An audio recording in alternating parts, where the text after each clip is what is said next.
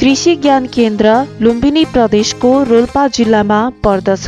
कृषि तथा भूमि व्यवस्था मन्त्रालय र कृषि विकास निर्देशनालय अन्तर्गत रहेको यस केन्द्रको स्थापना 2074 सालमा भएको हो। कुल 1,75,928 हेक्टर क्षेत्रफल रहेको यस कृषि ज्ञान केन्द्रको कार्यक्षेत्र रोल्पा जिल्ला रहेको छ। यस केन्द्रमा अध्ययन परीक्षण तथा तथ्याङ्क शाखा, विशेषज्ञ सेवा शाखा, प्रशासन शाखा, तालिम तथा प्रसार शाखाले आफ्नो जिम्मेवारी अनुसार काम गरिरहेका छन्। यस केन्द्रमा 27 जना कर्मचारी कार्यरत रहेका छन्। यस केन्द्रका प्रमुख अरविन्द्र मणि त्रिपाठी, सूचना अधिकारी विनोद सुनार र लेखापाल धनबहादुर नेपाली रहनु भएको छ। कुल 6 वटा योजना संख्या रहेको यस कृषि ज्ञान केन्द्र रोल्पाको आर्थिक वर्ष 2079-80 को कुल बजेट 8,06,55,000 रहेको छ। यस केन्द्रले गत आर्थिक वर्षमा 2,40,000 रुपैयाँ राजस्व सङ्कलन गरेको थियो। अब लागौं कृषि ज्ञान केन्द्र रोल्पाका प्रमुख अरविन्द्र मणि त्रिपाठीसँग गरिएको कुराकानीतर्फ। सरलाई स्वागत छ हाम्रो कार्यक्रममा।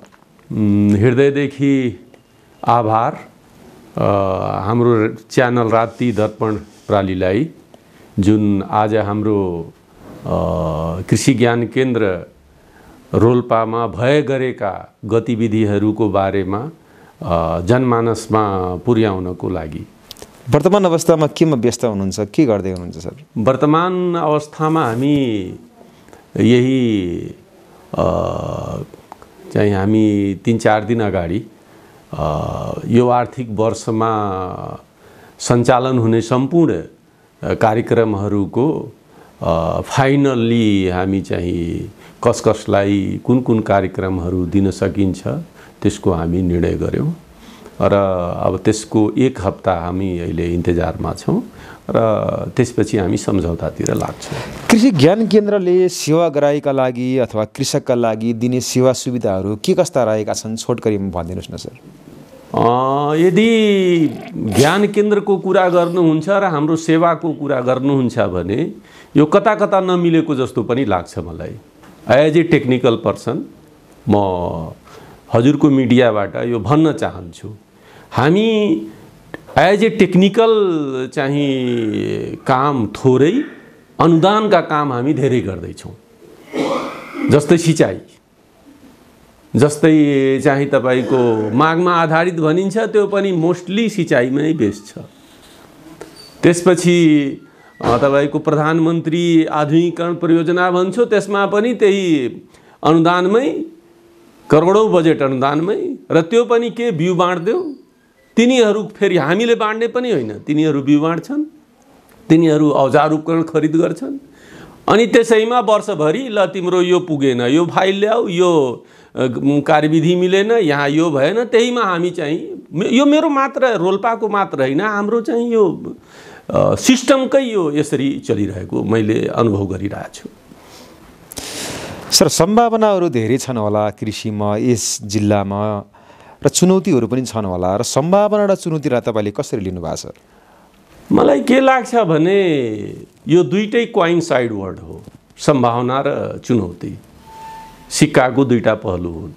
सम्भावनाको कुरा गर्नुहुन्छ भने यहाँ हामी फलफुल उत्पादनमा स्पेशली किवी र माथिल्लो भूभागमा तपाईको स्याउ र मिड एरियामा, अलि लो एरियामा हामी सुन्तला, फलफुलको लागि ओखर, यहाँको चाहिँ सम्भावना।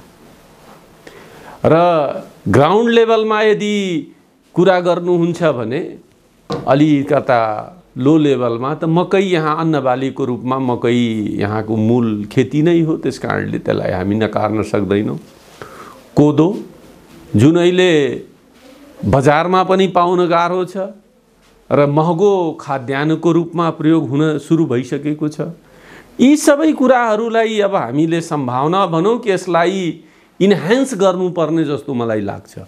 सम्भावना त नभनौँ, यसलाई हामीले इन्हान्स गर्नुपर्ने, यसलाई अझ बढाउनु पर्ने र यसमा टेक्निकल ब्याकस्टपिङ सपोर्टिङको कुरा गर्नुपर्ने जस्तो मलाई लाग्छ। चुनौती भन्नुहुन्छ भने सबभन्दा ठुलो चुनौती किसानहरूको बजार व्यवस्थापन हो, जुन हामी म अस्ति दाङमा पनि कार्यक्रम हुँदाखेरि मैले प्रत्यक्ष त्यहाँ कुरा गरेँ थिएँ कि हामी यो अनुदानको कुरो, जुन उपकरण अनुदान, जुन चाहिँ विभिन्न किसिमका अनुदान, त्यो त अर्को सिस्टमबाट पनि दिन सकिन्छ नि। हामी बजारलाई किन मद्दत नगर्ने? बजारतिर हामी बढी फोकस हुनुपर्छ जस्तो मेरो धारणा छ।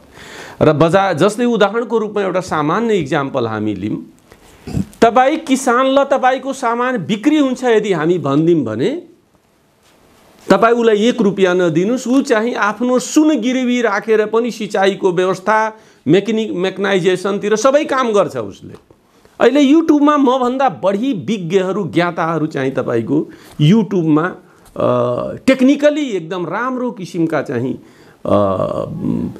जुन एउटा एग्रिकल्चरिस्टले गर्नुपर्ने, पिएचडी होल्डरहरूले गर्नुपर्ने learning by doing, doing by learning सिस्टमलाई चाहिँ मध्यनजर गरी युट्युबमा प्रशस्त चाहिँ हामी भिडियोहरू भेटाउन सक्छौँ।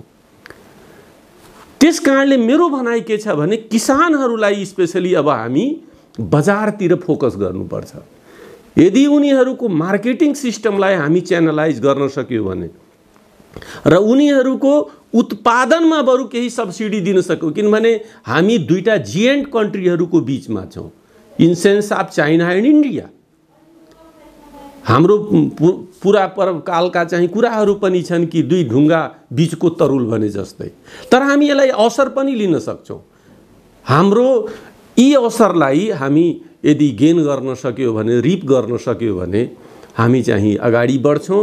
त मेरो चाहिँ चुनौतीको कुरा गर्नुहुन्छ भने हामी अब आफ्नो motive market base, market oriented जानुपर्छ। र यो अनुदान यसमा सम्पूर्ण कर्मचारी पनि डराएछन्, किनभने जति गरे पनि तपाईको कहीँ न कहीँ कागज बिग्रिहाल्छ र अख्तियारको चारैतिर बिगबिगी छ, चारैतिर मानसिक पीडा छ सबलाई। प्राण दिएर पनि तपाईँ यहाँको एउटा कार्यालय प्रमुख जलजलामा भएको कार्यक्रम यहाँबाट ऊ कति पटक जान्छ? यहाँका 4 जना कर्मचारीको सबभन्दा ठुलो प्रब्लम छ यहाँ। त्यसकारण चुनौतीको कुरा गर्नुहुन्छ पहिला त नेपाल सरकारले या सिस्टमले यो राम्रो गर्नु छ भने कार्यालयमा जति आवश्यक कर्मचारी हो त्यो राखिदिन पर्यो। पहिला विचार गर्नुहुन्छ चुनौतीको कुरा, पहिला 45-50 जना कर्मचारी हुन्थ्यो, 1.5 करोड बजेट हुन्थ्यो। अहिले 2 जना, 3 जना, 4 जना, 1 जना कर्मचारीको, 2 जनाको कर्मचारीको भरमा 12-12, 15-15 करोड बजेट भइरहेछ। यो के खोजेछौँ हामी? यो मतलबै हाम्रो हो कि पैसा ल्याऊ बाँडा, पैसा ल्याऊ बाँडा अनुदानको नाममा। र यदि भाग्यवश बच्यो भने ठिक छ, बचेन भने भगवान आर्थिक तिहारसँग दुगुरा। सर, अनुदानको कुरा तपाईँले गरिरहनु भएको छ, यो अनुदानको प्रक्रियाका कुराहरू पनि गरिदिनुहोस्, कसरी तपाईँहरूले वितरण गर्नुहुन्छ होइन? र अनुदान फेरि पहुँच भएका, सोर्स भएकाले मात्रै बढी पाउने, गरिब निमुखाहरूलाई पनि अलि पछाडि पारियो यो अनुदानको कार्यक्रममा भन्ने कुरा पनि छ होइन? यसलाई पनि छोटकरीमा चाहिँ जोड दिनुहोस् न। मलाई लाग्छ हजुरको पहुँच सोर्स फोर्सको कुरा छ, अन्त्यको कुरोमा जान्दैन। तर यो रोल्पा जिल्लामा त्यस्तो छँदै छैन। मैले जुन दिन यहाँ निर्णय भयो त्यो दिन मैले स्टेटस लेखे थिएँ फेसबुकमा, today is a great day for me, र मैले आफ्नो स्टाफलाई थ्याङ्क यू पनि दिए थिएँ। यो पहिलो रोल्पा जिल्ला हो जहाँ कुनै पनि पोलिटिकल बायसनेस मैले भेटाइनँ।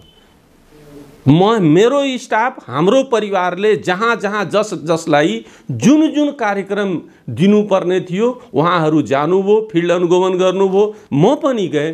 ती फिल्ड अनुगमनको आधारमा हामी कार्यक्रम छनौट गरेका छौँ र कुनै पनि बायसनेस यहाँ छैन।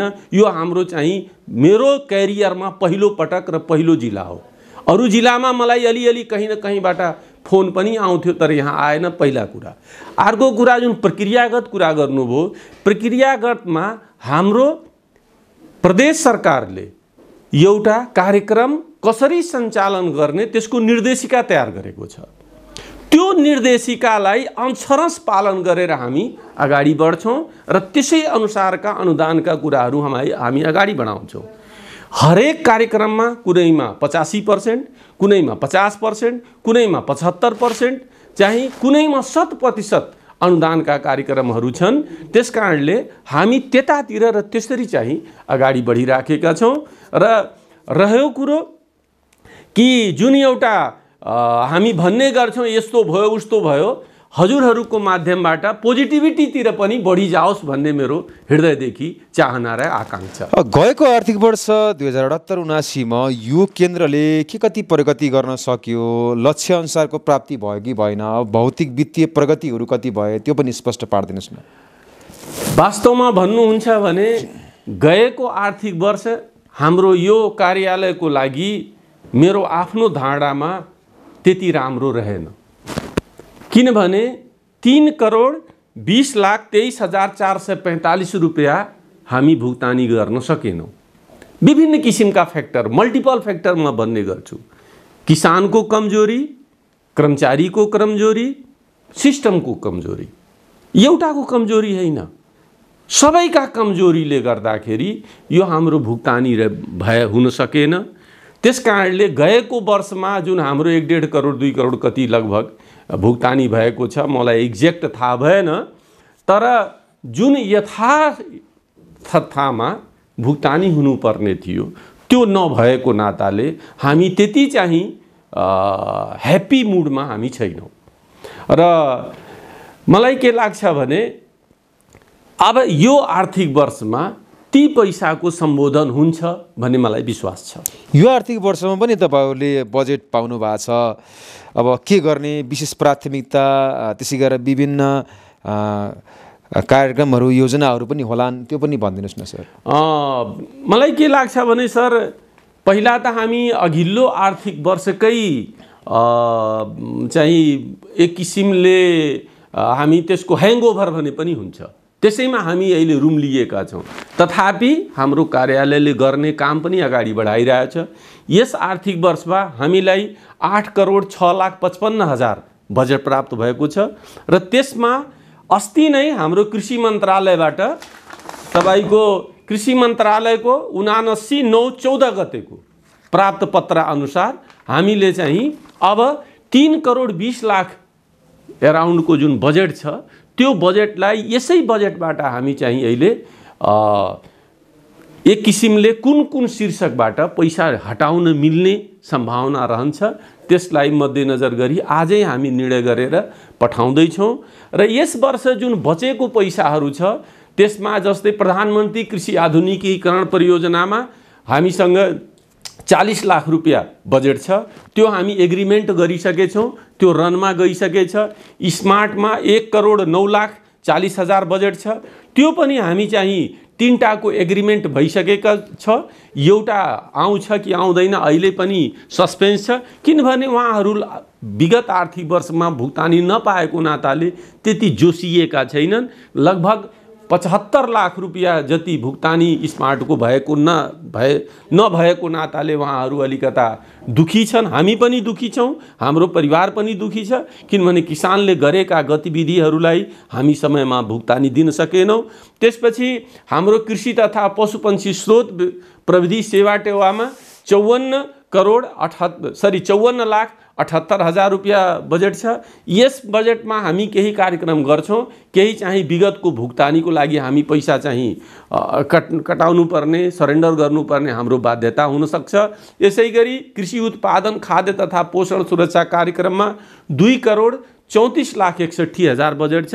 यसबाट पनि हामीले चाहिँ पैसा कटाउँछौँ, किनभने त्यो पनि हाम्रो बाध्यता छ विगतको भुक्तानीको लागि। यसै गरी हाम्रो कार्यालय सञ्चालनमा तलब भत्ता र हाम्रो एउटा भवन निर्माणमा 40 लाख छ। अन्य विभिन्न शीर्षकहरूमा जुन पैसा छन् ती सबलाई आज हामी मिनिमाइज गर्छौँ या कटाउँछौँ अथवा त्यसलाई हामी मन्त्रालयमा पेश गर्छौँ। त्यसलाई कि ल सर यो कार्यालयबाट यति 3,20,00,000 जस्तो पैसा छ, त्यसको हजुरहरूले यसरी चाहिँ सक्नुहुन्छ भने व्यवस्थापन गर्नुस् भनेर हामी अनुरोध गर्छौँ। र यदि सक्नुहुन्छ भने अन्य जिल्लाबाट पनि जुनमा भुक्तानी दिनुपर्ने छैन। जस्तै यसको बारेमा म श्रद्धेय निर्देशकज्यूसँग पनि कुरा गरेछु।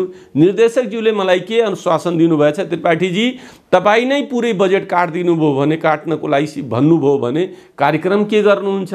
हाम्रो यहाँ पनि 1.5 करोड 2 करोड बजेट छ, त्यो बजेट पनि म मन्त्रालयमा चाहिँ म्यानेजमेन्टको पाटोमा राख्न भन्छु। यदि त्यस्तो भयो भने हाम्रो जुन अहिले हामी यहाँबाट प्रपोज गरेको बजेटमा पनि यो चाहिँ हाम्रो यहाँका कृषक दाजुभाइ दिदीबहिनीहरूलाई अझ बढी फाइदा हुन्छ भन्ने हामी लागेको छ। अब हेर्दै जाउँ, future nobody knows, only we are living present time and present. जिल्लामा प्रधानमन्त्री कृषि आधुनिकीकरण लगायतका पशु र कृषि सम्बन्धीका अन्य कार्यालयहरू पनि रहेका छन्। उहाँहरूसित तपाईँहरूले बेला बखतमा के कस्ता कुराहरूमा समन्वय सहकार्य गर्नुहुन्छ र स्थानीय पालिका पनि रहेको छ, स्थानीय पालिकामा पनि कृषि शाखा छ होइन, त्यहाँहरूले पनि अनुदानका कार्यक्रम लगायत बिउ बिजन बाँड्ने कार्यक्रमहरू गरिरहनुमा हुन्छ, उहाँहरूसित कस्तो समन्वय रहन्छ त्यो पनि स्पष्ट पारिदिनुहोस्। बहुत राम्रो, मलाई लाग्छ यो हाम्रो ज्ञान केन्द्रको सँग रिलेटेड पहिलो प्रश्न सोध्नुभयो जस्तो मलाई लाग्यो। किन भन्नाले कि हाम्रो काम चाहिँ अहिले जब गभर्नमेन्ट सिस्टम डेभोल्युसनमा गइसक्यो, स्थानीय 3 तहका चाहिँ हाम्रो सरकार भइसकेपछि हाम्रो फर्स्ट चाहिँ प्रायोरिटी लोकल लेभलमा स्थानीय गभर्नमेन्टलाई नै सपोर्ट गर्ने हो।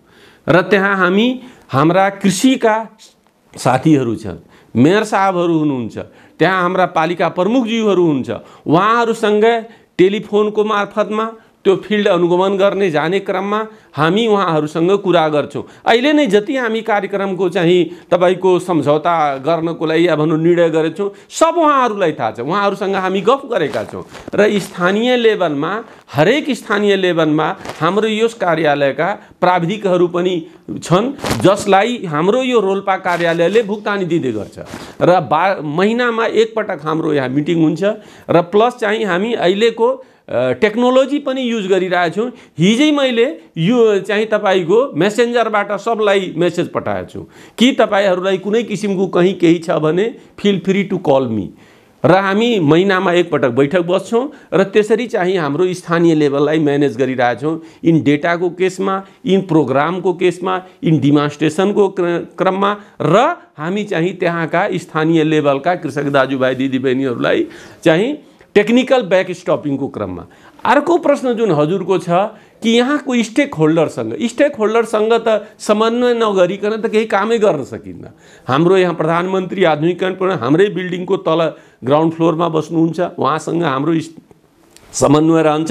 र हाम्रो चाहिँ हाम्रो विज्ञ केन्द्र छ जुन एनिमल सेक्टरलाई स्पेसली हेर्छ, त्यहाँसँग हाम्रो समन्वय छ, घरेलुसँग छ, हाम्रो सिँचाइसँग छ, वनसँग छ। हाम्रो श्रद्धेय सिडिओ साहबको निर्देशनमा हामी सम्पूर्ण कार्यालयका कर्मचारीहरू महिनामा एक पटक बैठक बस्छौँ, त्यहाँ हाम्रो छलफल हुन्छ। त आजको युग चाहिँ सिंगल त कुनै पनि आधारमा न सफल हुन सकिन्छ न पर्फेक्ट हुन सकिन्छ र सिस्टम नै चाहिँ गोइङ टुगेदर को भइसकेको नाताले हामी चाहिँ यस अनुसारको समन्वय सहकार गरेर अगाडि बढ्दैछौँ। यसैमा सरलाई मैले एउटा के थप्न खोज्यो, अहिले हामीसँग जुन बजेटको लिमिटेसन भएको नाताले हामी पहिला ज्ञान केन्द्र विज्ञ केन्द्रले निर्णय गर्यो। त्योभन्दा पहिला हाम्रो तपाईको उसले हाम्रो यहाँको प्रधानमन्त्री आधुनिकीकरण परियोजना जुन छ इकाइ त्यसले निर्णय गर्यो। हाम्रोमा पनि एउटै किसानले 3-3 4-4 ठाउँमा निवेदन हाल्दो रहेछ। हेर्नुहोस्, ती निर्णय भइसकेपछि उहाँहरूसँग हामी समन्वय गरेर रिजल्ट लियौँ र त्यसपछि उहाँहरूलाई डिस्कार्ड गरेर फ्रेस फार्मरलाई हामी यहाँ चाहिँ आफ्नो कार्यक्रममा संलग्न गरायौँ। त्यसकारण समन्वय बिना त केही गर्न सकिन्न। अन्तमा भावी सोच योजना तपाईँले के राख्नु भएको छ, कार्यालयको के रहेको छ र तपाईँ जहिलेसम्म यो कार्यालयमा बस्नुहुन्छ, यो केन्द्रमा बस्नुहुन्छ, कसरी अगाडि बढ्ने, सबैको साथ सहयोग कस्तो चाहिँ हुनुपर्छ, के मान्नुहुन्छ?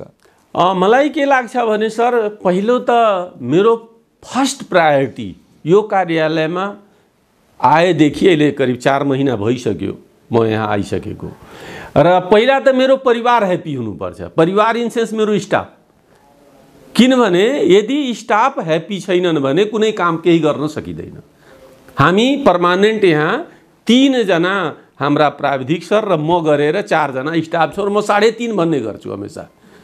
किनभने म कहिले अफिसमा, अधिकतर अफिसमा, कहिले फिल्डमा, कहिले कता। त पहिलो मेरो प्रायोरिटी कि मेरो परिवारमा कुनै किसिमको कन्फ्लिक्ट नहोस्, फर्स्ट प्रायोरिटी मेरो। सेकेन्ड प्रायोरिटी लास्ट इयरको पेमेन्टको चाहिँ भुक्तानी गर्नु। त्यो जसरी भए पनि कसरी हुन्छ, कुन सिस्टमको आधारमा हुन्छ, त्यो चाहिँ भुक्तानी गर्नुपर्ने हाम्रो चाहिँ प्रतिबद्धता रहन्छ र कसलाई भन्नुपर्छ, के कुराहरू गर्न सक्नुपर्छ, त्यो चाहिँ हाम्रो दोस्रो प्रायोरिटी रहन्छ। तेस्रो प्रायोरिटी यो वर्षका जति कार्यक्रम हामी सम्झौता गर्न अब नेक्स्ट विकमा हामी बोलाउँदैछौँ, उहाँहरूलाई विगतको अनुभवलाई मध्यनजर गरी चैत महिना र धेरै ढिलो भने वैशाख 15 भित्र तपाईहरु जसरी पनि कार्यक्रम सक्नै पर्छ। अहिलेसम्म मैले गरेका एग्रिमेन्ट चैत महिना मात्र दिएछु। हाम्रो सिस्टम कहाँ बिग्रिसक्यो, 1 लाख को कार्यक्रम पनि असाढ 15 गते, 50,000 को कार्यक्रम पनि असाढ 15 गते, 10 लाख को कार्यक्रम पनि असाढ 15 गते, 1 करोड को कार्यक्रम पनि असाढ 15 गते। त्यसले गर्दाखेरि हामीलाई धेरै गाह्रो भइरहेको अवस्थामा मैले अहिले एग्रिमेन्टकै बेलामा स्पष्ट रूपले त्यो एग्रिमेन्टको लास्ट बुदामा यति गते भित्र कार्यक्रम सम्पन्न गर्न म पढ्न लगाउँछु। एग्रिमेन्ट गर्नेसँग यो पढ्नुस् यहाँ के लेखेको छ, यो लेखेको र म स्पष्ट भन्ने गरेछु कि यो मिति क्रस गर्ने बित्तिकै यदि कुनै प्रलय अथवा कुनै टेक्निकल फल्ट आएन भने अथवा कुनै सिस्टमै डिस्टर्ब भएन भने म चाहिँ थप समय दिनेवाला छैन। अहिले 1 लाख रुपैयाँ खर्च गर्न कति दिन लाग्छ र? 50,000 रुपैयाँ खर्च गर्न कति दिन लाग्छ? हजुर आफै हजुर त हाम्रो अभिन्न अंग हो नि डेभलपमेन्टको। हजुरहरूलाई थाहा छ अहिले 50,000 रुपैयाँ एउटा चाहिँ सामान, एउटा सानो मेसिन किनेर ल्याउन सकिहाल्छ तुरुन्तै। महँगाई कति चरम सीमामा छ। त्यसकारणले नेग्लिजेन्स गरेर अरु केही पनि होइन, भइहाल्छ। अहिले म पटक पटक आफै फोन गरिरहेको छु, हाम्रो सरहरूले फोन गरिराख्नु भएछ, तपाईँ ध्यान दिनु होला है, टाइममा सक्नुस् त्यो कार्यक्रम, न त भने पहिला जस्तो हुँदैन। त्यसकारणले मेरो प्रायोरिटी इन टाइम हामी सक्नै पर्छ कार्यक्रम, र इन टाइममा कार्यक्रम सक्ने बित्तिकै उहाँहरूलाई हामी इन टाइममा पेमेन्ट दिन्छौँ र पेमेन्ट हुने बित्तिकै हामीलाई ह्याप्पिनेस फिल हुन्छ। यही मेरो चाहिँ प्रायोरिटी हो। यसरी हामीलाई समय र जानकारी दिनुभयो, धेरै धेरै धन्यवाद सर। म हृदयदेखि यो हाम्रो च्यानल राप्ती दर्पण प्रणालीलाई यो मेरो यहाँ आएको फर्स्ट इन्टरभ्यू पनि हो, यो राप्ती दर्पण प्रणालीलाई, र यो रोल्पा जिल्लामा आएको मेरो पहिलो इन्टरभ्यू पनि हो एज ए टेलिभिजनलाई। म हृदयदेखि हजुरहरूलाई आभार प्रकट गर्छु र हजुरको माध्यमबाट मैले पुनः रोल्पाली जनताको सेवा गर्न आएको छु। रोल्पाली जनतालाई मेरो आत्माबाट, मेरो बुद्धि विवेकबाट म सेवा गर्छु भन्ने म प्रतिबद्धता हजुरको माध्यमबाट दिन चाहन्छु। Thank you very much. Thank you. जय भगवान, जय नारायण।